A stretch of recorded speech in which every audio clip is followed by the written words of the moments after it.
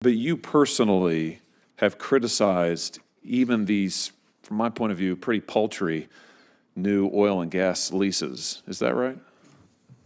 The BLM is continuing to conduct quarterly lease sales and issue new oil and gas leases. Well, I'm just looking at an email that was obtained from a FOIA request of yours that's been published in the press, I think yesterday, in which a congressman from Arizona says there ought to be no new oil and gas leases.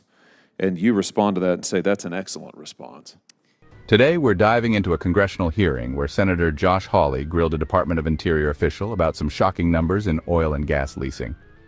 Trust me, you'll want to stick around for this one. The numbers are mind-blowing. Finally, for me, Ms. Culver, if I could just ask you, according to the numbers that I have, Department of the Interior issued only 120 new oil and gas leases in fiscal year 2022.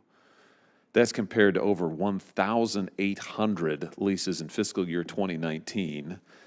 Just to put that in terms of acreage, in 2022, the amount of new acres leased was 75,000. That compares to 2.25 million new acres leased in fiscal year 2019. So huge disparities. But am I right in thinking that you oppose any new oil and gas leases on federal land? Thanks for the opportunity to respond to that question. We are currently conducting regular lease sales and complying with the Inflation Reduction Act on that topic. But you personally have criticized even these, from my point of view, pretty paltry new oil and gas leases. Is that right? The BLM is continuing to conduct quarterly lease sales and issue new oil and gas leases. Well, I'm just looking at an email that was obtained from a FOIA request of yours that's been published in the press, I think yesterday, in which a congressman from Arizona says there ought to be no new oil and gas leases. And you respond to that and say that's an excellent response.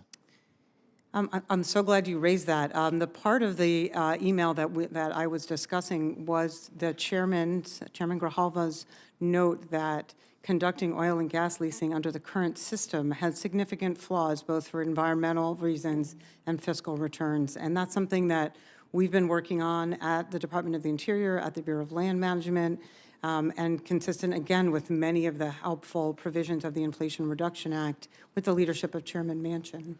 Well, I was just confused because his statement, the congressman's statement, came as a criticism of the Secretary of the Interior announcing some additional oil and gas leases. And he criticized that, and you said that you agreed with him. I'm just trying to figure out what's going on inside the department.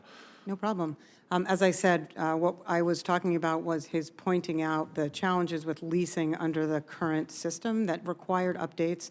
There's a reason that the federal oil and gas program has been identified as high risk for over a decade by the Government Accountability Office, and those were the comments that were the focus of my email. He said holding more lease sales under today's standards is economically wasteful and environmentally destructive, in response to the Secretary saying that you're going to go forward with some additional fossil fuel leasing. So you agree with that, his statement? I agree with the point that we needed to update, and that's what we've been doing. We've been doing it through policy, we've been doing it in our lease sales, and we're doing it in our proposed regulation, and Congress has done that in many aspects of the Inflation Reduction. And so this is it, Madam Chair. I see I'm over time. So you disagree with the position of your secretary in moving forward with these very limited leasing. You think that was a bad idea. You agree with the congressman that she was wrong to do it. I don't disagree with the actions of the Secretary of the Interior. I work for the Secretary of the Interior, and we are conducting oil and gas leasing. Yeah, that's what I found so confusing about your email. Talk about being caught between a rock and a hard place. This hearing really exposed some major contradictions in the current administration's energy policy. We've got historically low numbers of new leases, internal disagreements about the leasing program, and some pretty uncomfortable moments under questioning. What do you think about all this? Let me know in the comments below. And hey, if you found this breakdown helpful, don't forget to smash that like button